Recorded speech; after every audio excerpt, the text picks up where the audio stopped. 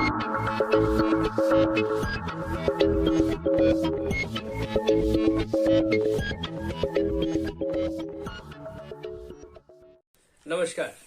तर्कज्ञान के YouTube channel पर आपका स्वागत है। मैं हूं दिग्विजय। इस वीडियो में बात करेंगे राष्ट्रीय स्तर पर होने जा रहे मल्टी लेवल डिबेट कंपटीशन के बारे में। इस वर्ष 2022 में हम हैं और 2022 में यह पहली राष्ट्रीय स्तर पर मल्टी लेवल डिबेट कंपटीशन है। तो मल्टी लेवल डिबेट कंपटीशन में क्या क्या चरण हो सकते हैं, कैसे आप उसमें अच्छा प्रदर्शन कर सकते हैं, जिस डिबेट के बारे में मैं बात कर रहा हूं वह डिबेट कौन आयोजित कर रहा है, कब आयोजित होने जा रही है, तमाम जानकारियां आपको इस वीडियो में मिलेंगी। तो वीडियो के साथ बने रहें। और वीडियो शुरू करूं उससे पहले आपसे अनुरोध करता हूं कि आप सभी तर्कज्ञान के चैनल को जरूर सब्सक्राइब कर लें, अपने दोस्तों तक जरूर इस जो वीडियो आप देखते हैं उसे साझा किया करें और वीडियो को पूरा जरूर देखें, तो पूरी जानकारी आपको मिल पाएगी। तो शुरू करते हैं इस वीडियो को। तो राष्ट्रीय स्तर की मल्टी लेवल डिबेट कंपटीशन जो आयोजित हो रहा है वह 8 जनवरी 2022 को आयोजित किया जाएगा। और आयोजित करने वाली जो सोसाइटी है, सोसाइटी का नाम जीरो आवर सोसाइटी है। तो जीरो आवर सोसाइटी किस कॉलेज की है? दिल्ली विश्वविद्यालय की जो आर्यभट्ट कॉलेज है वह वहाँ की जो डिबेटिंग सोसाइटी है उसका जीरो आवर वहाँ की सोसाइटी का नाम है। बाकी जो अन्य जानकारियां आप लेना चाहेंगे, लिंक है, कैसे रजिस्टर करें, क्या अन्य प्रोसेस है, संपर्क सूत्र क्या है, कॉन्टेक्ट नंबर क्या है, ये सभी आपको डिस्क्रिप्शन में मैं फेसबुक पेज तर्कज्ञान के फेसबुक पेज का लिंक दे दूंगा। तो वहां पर आप जाएंगे तो तमाम जानकारियां आपको मिल जाएंगी। तो सबसे पहले आपको बता देता हूं मल्टी लेवल डिबेट कंपटीशन क्या होता है और इसमें क्या होने की संभावना है। जो इसमें आयोजक हैं उनसे आप स्पष्टता ले सकते हैं, लेकिन मल्टी लेवल डिबेट कंपटीशन किस तरीके से आयोजित होता है ये एक जानकारी आपको दे देता हूं।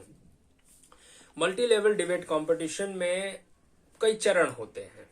तो आपसे पहले मान लीजिए कि पहले चरण में आपसे एक्सटेम्पोर करा लिया, आशु भाषण प्रतियोगिता करा लिया। तो उसके बाद सेलेक्ट हुए जो लोग, फिर उनसे डिबेट कंपटीशन करा लिया, फिर जीडी करा लिया अर्थात ग्रुप डिस्कशन करा लिया। उसके बाद कोई और 1-on-1 parliamentary form of debate करा सकते हैं या टीम में लोगों को बांट के कन्वेंशनल डिबेट करा सकते हैं। जिस प्रकार से आयोजक प्रतियोगिता को संचालित करना चाहते हैं उस तरीके से वह प्रतियोगिता को आयोजित कर सकते हैं। प्रतियोगिता के चरण, नियम और तमाम अन्य बातें वो निर्धारित कर सकते हैं। ये आयोजक के स्तर पर निर्भर करता है। तो इसके अलावा अब हम बात करते हैं यह प्रतियोगिता, जैसा आपको मैंने बता दिया, आर्यभट्ट कॉलेज द्वारा आयोजित की जा रही है। वहां की डिबेटिंग सोसाइटी जीरो आवर द्वारा आयोजित किया जा रहा है। राष्ट्रीय स्तर पर है, मल्टी लेवल डिबेट कंपटीशन है। तो मल्टी लेवल में क्या क्या चरण हो सकते हैं, देखिए ये मेरा एक अनुभव है, इसलिए मैं आपको अपने अनुभव के आधार पर बता रहा हूं कि मल्टी लेवल डिबेट कंपटीशन में ये चीजें हो सकती हैं। लेकिन इस डिबेट कंपटीशन में क्या होगा ये आप आयोजन समिति से संपर्क करके प्राप्त कर सकते हैं जानकारियां। तो अब हम आगे बढ़ते हैं और ये बताता हूं कि इसमें जो विषय रखा गया काफी लंबा विषय है, आपको पढ़ने में अभी आप देखेंगे कि मैं नीचे लिख देता हूं तो आप उसे पढ़ सकेंगे, वीडियो पॉज करके आप पढ़ सकते हैं। तो मल्टी लेवल डिबेट कंपटीशन में जो इसका विषय रखा गया है, तो मेरे को लगता है कि ये क्वालिफाइंग करने के लिए विषय होगा या फाइनल का विषय तो आई थिंक नहीं है। लेकिन मुझे स्पष्टता नहीं है क्योंकि मैंने आयोजन समिति से बात नहीं, मेरे पास सूचना आई थी तो मैंने विषय देखा तो विषय रोचक लगा, इसलिए मैं चाहता हूं कि इस पर वीडियो बनाई जाए। तो आपके सामने हूं मैं। तो मैं बात कर रहा था विषय की। विषय बताने से पहले आपको बता देता हूं 8 जनवरी 2022 को यह डिबेट कंपटीशन ऑनलाइन मोड में होगा, तो आप इसके लिए तैयार रहें। विषय आप सबसे पहले बाइलिंगुअल है ये डिबेट कंपटीशन। तो विषय बता देते हैं।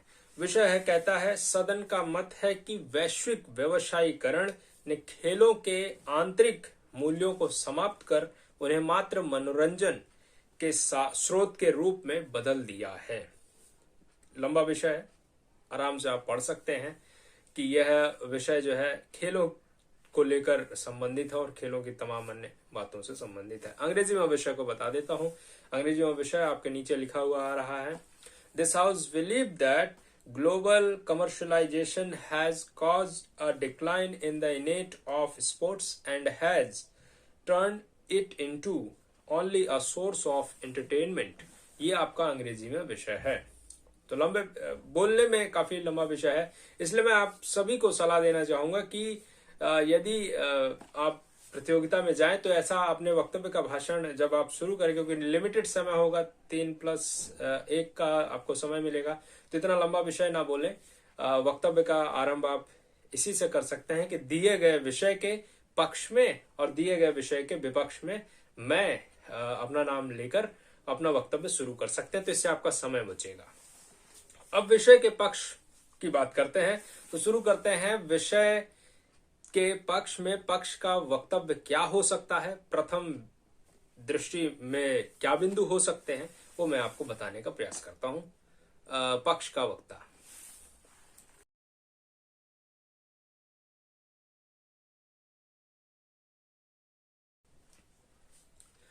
देखिए ये विषय मिलने के बाद आपको सबसे पहले विषय को समझना है कि विषय कहना क्या चाह रहा है। विषय बहुत लंबा है तो उसमें आप उसको टुकड़ों में तोड़ लीजिए और फिर उसके बाद उसको समझने की कोशिश कीजिए। देखिए विषय कह रहा है, इसमें बहुत सारे इंपॉर्टेंट हम कहें महत्वपूर्ण शब्द हैं, जिसमें आपका है वैश्विक व्यवसायीकरण। तो अपने आप में जो व्यवसायीकरण है वह है एक व्यापक अर्थ और व्यापक परिभाषाओं वाला शब्द है। इसके अलावा आप देखेंगे खेलों के आंतरिक मूल्यों की बात कर रहा है, तो खेल प्लस में उसके आंतरिक मूल्य ये क्या है, ये आपको समझाना पड़ेगा। तो मेरे हिसाब से यह एक बहुत ही व्यापक विषय है जिसके ऊपर व्यापक समझ के साथ बोलना पड़ेगा।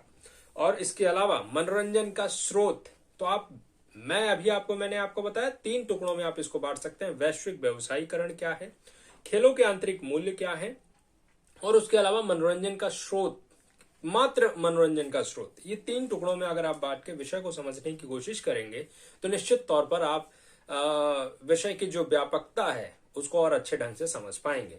तो वैश्विक व्यवसायीकरण, अब देखिए कि दुनिया भर में आज आर्थिक तत्व या आर्थिक पहलू की जो भूमिका है वो बहुत ज्यादा अहम हो गई। आप कोई सा भी क्षेत्र उठाकर देख लें, राजनीति, खेल, शिक्षा और तमाम अन्य जो खेल हैं आपके, सामाजिक पहलू में भी, सामाजिक जीवन में भी आर्थिक पहलू आज हावी है। आर्थिक चीजें आज बहुत ज्यादा व्यक्ति के व्यक्तित्व को निर्धारित करने में निर्धारक साबित हो रही हैं।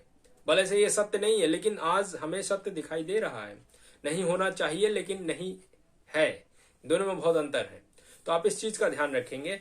तो वैश्विक व्यवसायीकरण ने यह कर दिया है कि दुनिया भर में आप देखेंगे कि सिर्फ आर्थिक पहलू के ऊपर जोर दिया जा रहा है। सारी चीजें आज आर्थिक तत्व के इर्द गिर्द ही घूम रही हैं।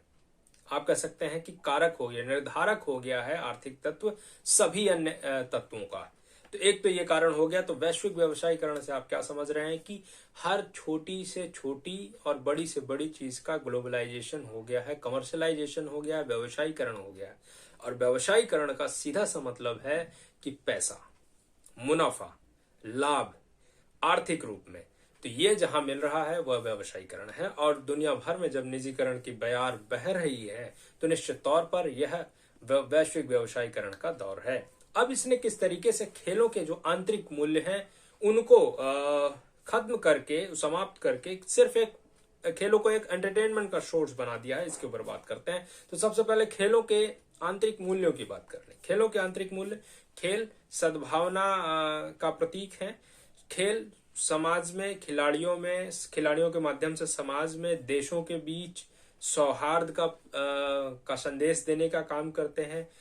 खेल हमें अनुशासन में रहना सिखाते हैं और खेलों से जो एक हम कहें कि एकजुटता की जो भावना और संदेश दिया जा सकता है, निश्चित तौर पर वह अभी सब चीजें आर्थिक तत्व की प्रधानता के सामने गौण होती दिखाई दे रही हैं। तो आप देखेंगे कि संदेश देना है, भाईचारे का संदेश देना है, सौहार्द का संदेश देना है, एकजुटता का संदेश देना है। आजकल क्या खेल ऐसी चीजों के लिए आगे आ रहे हैं? निश्चित तौर पर नहीं। आप देखेंगे कि एक मैच होता है, आप उसको मैच देखने जाते हैं, कोई सा भी मैच लीजिए, किसी भी खेल का मैच लीजिए, उसके बाद आपने देखा होगा कि प्रशंसकों में जो प्रशंसक होते हैं, जो समर्थक होते हैं खिलाड़ियों के, उनमें मनमुटाव होता है और संघर्ष की स्थिति होती है और कहीं पर खूनी संघर्ष भी देखने को मिलता है। खासतौर पे आप जो वैश्विक खेल वैश्विक स्तर पर बहुत ज्यादा प्रचलित है फुटबॉल के बारे में देखेंगे तो यूरोप और अफ्रीका और तमाम लैटिन अमेरिका के देशों में ऐसी झड़पें देखने को मिलती है। तो जो एकजुटता का संदेश दिखाई देता है, जो कि हम एकजुट हैं, सौहार्द हैं और ये सारी चीजें, कमर्शियलाइजेशन, कंपटीशन है, आर्थिक तत्व के सामने है, अगर वो दिखाई भी देता है तो निश्चित तौर पर वो सिर्फ उसी मैच के लिए दिखाई देता है, कोई संदेश नहीं है। और जो एक होता है लगाव, खेल के प्रति जुनून रखने वाले और किसी संस्था से जुड़ाव, तो आज जो पैसे ने उस सभी चीज को बदल दिया। आप देखेंगे कि जो निजी संस्थाएं आ गई हैं, निजी आयोजन होने लग गए हैं, निश्चित तौर पर उसने इन सभी चीजों को खत्म कर दिया है।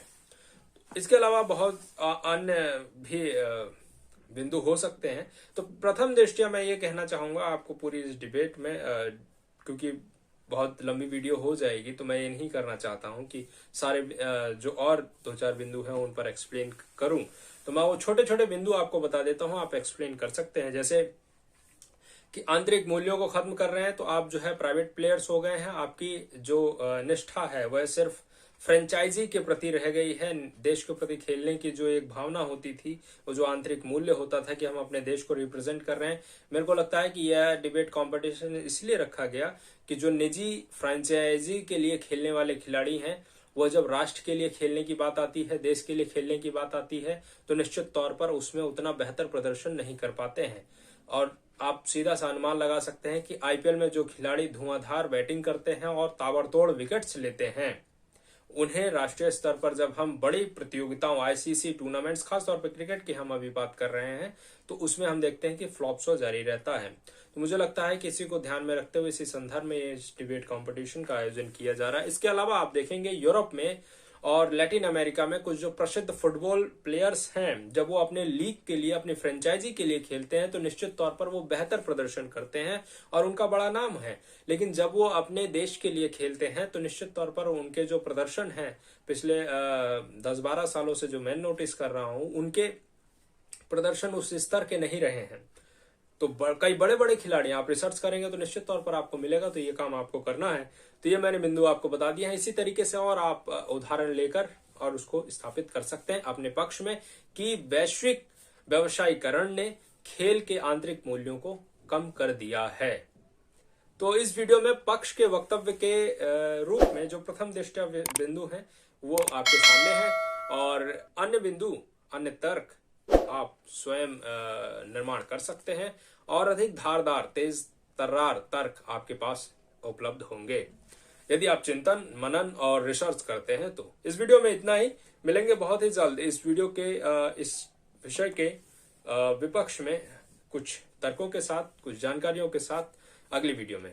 बहुत बहुत धन्यवाद और आपसे अनुरोध कि तर्क ज्ञान चैनल को जरूर सब्सक्राइब करें, अपने दोस्तों के साथ जरूर साझा करें और इस वीडियो को ज्यादा से ज्यादा शेयर करें। कोई कमेंट करना, किसी प्रकार की कोई प्रतिक्रिया देना चाहते हैं तो निश्चित तौर पर कमेंट बॉक्स में आपका स्वागत है। धन्यवाद।